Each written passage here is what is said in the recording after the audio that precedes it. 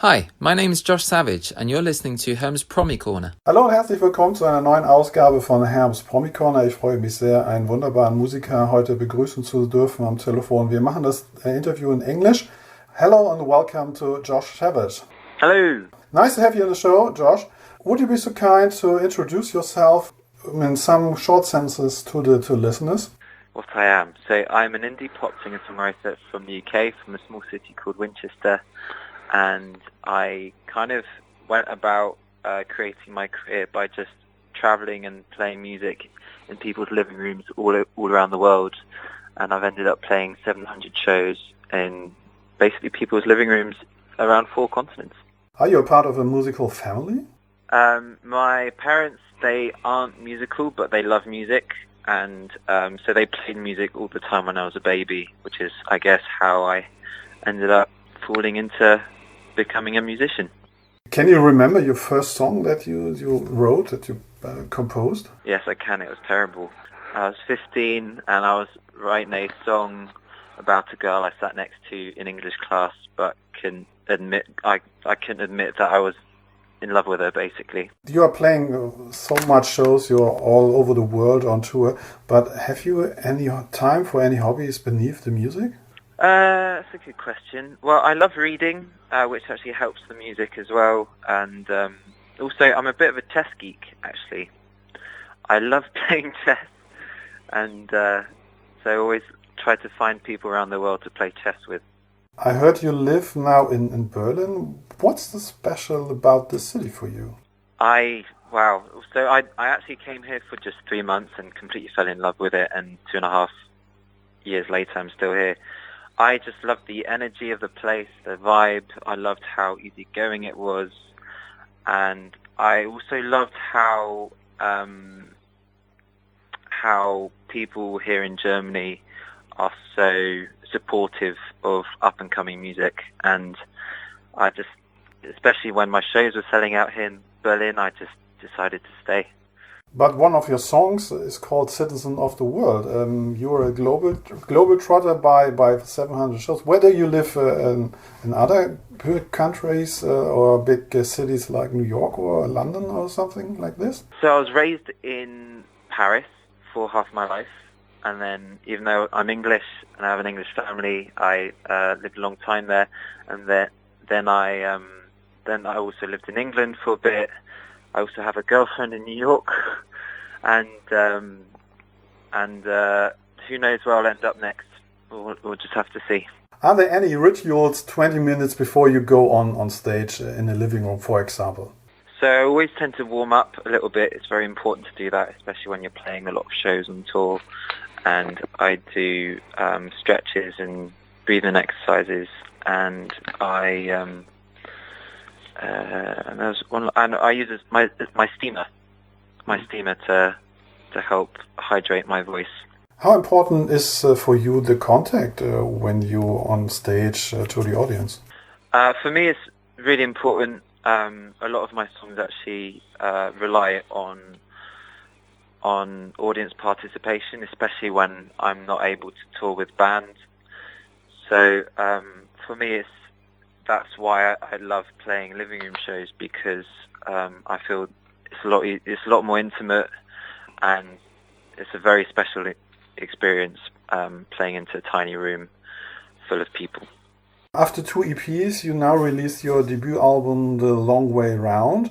What was the feeling when you got it in your hands? Oh, it's incredible. Just the vinyl as well. I've never had vinyl before, so having my first vinyl is incredible. It's also my debut album, but so the artwork is absolutely stunning. It was created by a good friend of mine, Millie McGregor, from my hometown in Winchester. And it's so beautiful. I'm so happy. Yeah, it's a great album, of course. That's why we talk about more intensive about it. If you should describe this album as a house, what kind of house would it look like? Wow, what a question. I would say it has a massive garden, because it's kind of a album about my travels and my experiences along the way. It'll be very international, with people from Mexico living in it, French people, English people, German people, Latin American people, and it would have big windows with loads of light, big comfy beds, and yeah, I guess most importantly the gardens. Then let's talk about some songs of the album, and you made some videos to the songs. Can you tell me something about the song and the visualizing to the video? For example, Carry Me Home. There are lone standing doors you walk through all over in Berlin, I guess. What was the intention to make the song in this kind of video? For me, the song is about jumping into the unknown and pursuing your passion or your love. And obviously, you never know where your path is going to lead you, and it often takes you in a completely different direction than you thought it would at the beginning. And that's why it was important to have the different doors taking you to completely different places. And the other song I looked about is Skinny Dipping, a great video, art of drawing or some cartoon, something like this. What was the intention and who made this realize in this kind? So this was a friend of mine, a guy called Tim, and not only is he an amazing animator, but he's a fantastic musician as well.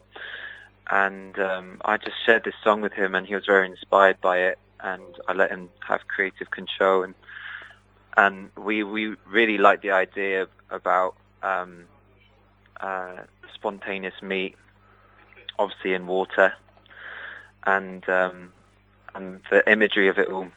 And also, the biggest reason, I guess, it was to have animation instead of a music video of a film of me in it, was because I didn't really fancy skinny dipping and getting naked for the music video.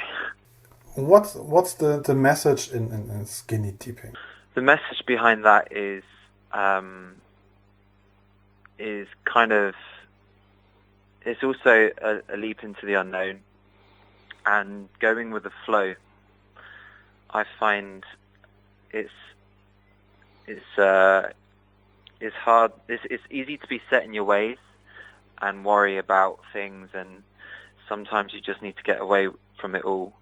And that's partly why I love traveling and playing gigs so much. It's so nice to just pack up and leave and explore something new and learn something, and especially learn something from other people. And that's another reason why I love playing living room shows, because I learn so much from the cultures of when I'm exploring different countries.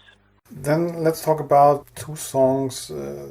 Something special moves me inside. The first song of this is Autopilot. What's the kind of story behind this song? Well, this one is something I find we're all struggling with at the moment. Our mobile phones are becoming such a big part of our lives, and it's so easy to get stuck in them.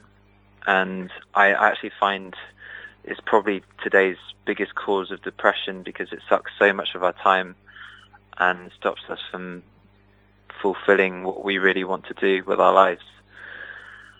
And it's basically a message to remind ourselves to live again and not get too addicted to our phones. Another song I have chosen is Found in Mexico. You fell in love with Mexico? Yeah. So that's a funny story. Back when I was living in London, I was quite burnt out, and I was living in a big warehouse with 14 people. And I was wondering whether to even continue music anymore, because it was burning me out, and I was working so hard and felt that I wasn't getting anything back. And it was hard to maintain. I was also working 3 part-time jobs. And then suddenly I got this random email by this guy, Alfredo, and he said, "Hey, I love your music. Why don't you come to Mexico and play a concert for us here? And I was very taken aback, and I said, well, yeah, sure, just pay for my flights and book me a show and I'll be there, not really expecting anything to come of it. And then Alfredo got back to me a few days later and he said, so I booked your flight. All you have to do is jump on the plane and play for us. And so I said to my friends, like, looks like I'm going to Mexico to play a show there. And we were very ignorant of Mexico, and my friends were like, you know you're going to die, right? And but I had a good feeling about Alfredo. I had a good feeling regardless. So armed with just my backpack and my guitar, I flew to Mexico, and I ended up playing to 200 people on the other side of the world that I didn't know listened to my music. And I was welcomed by Alfredo and his friends, and they were the most wonderful people I've ever met. The Mexican people were so passionate. They had so much energy and love for everyone.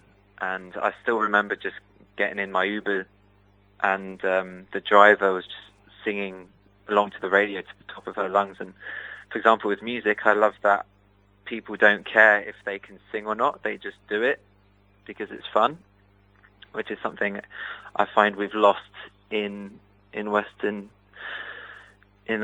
countries. So yeah, so I was very inspired by the whole trip, and Mexico has found a very special place in my heart. Josh, you put 4 bonus acoustic versions on the album. What's the reason for this?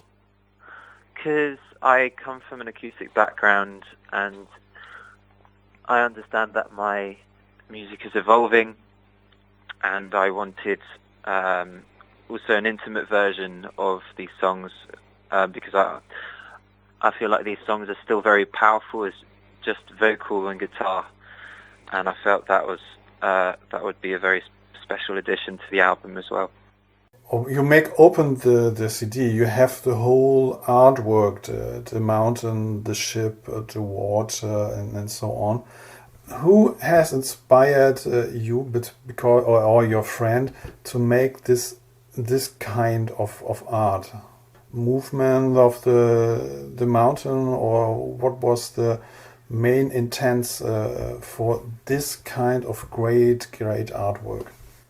Obviously, I don't know what inspired the artist, but for me, the reason the art really resonated with me is because it shows the boat, which is obviously something you need to travel all around the world, and there's a man at the top of the boat with his fist in the air going, I did it, which is kind of how I see my music career so far, because I've been independent, I've been on my own for so long, and I feel like having a debut album has always been a dream of mine. I feel like I finally did it, and I love the countryside, and I also find that it's all about the journey, it's not the destination, and I've had an amazing journey so far, and I feel like that artwork definitely represents that. Josh, what are your plans or projects? Nearly autumn 2020, or take a look at 2021, a new album, a big tour, or what are your plans for the future? Well, in autumn, I will be playing my postponed tour dates, my album tour, which sadly had to be delayed because of the corona crisis. So I'm touring around Germany, Austria, and the UK in November. Also, I am always making new music, and I don't know what I'm going to be releasing that as yet. I don't know if it's going to be an album, but I'm currently creating music to release later this year or early next year, and that's still to be decided.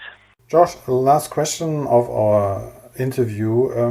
If the good fairy would pass us by and said to you, hey Josh, you got 3 wishes for free, which one will that be? Private, for music, or the world, or all kinds of wishes?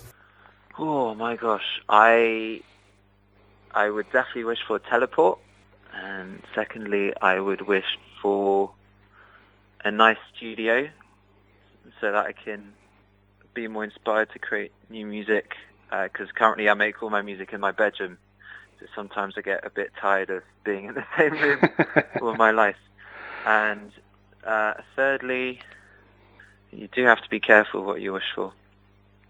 Thirdly, I would wish to be happy. Josh, a very great thanks for your interview or the talking with you. It was a great pleasure, and all the best for the future, and stay healthy. Pleasure. I can tell you've really listened to the album, and that means a lot, so thank you very much.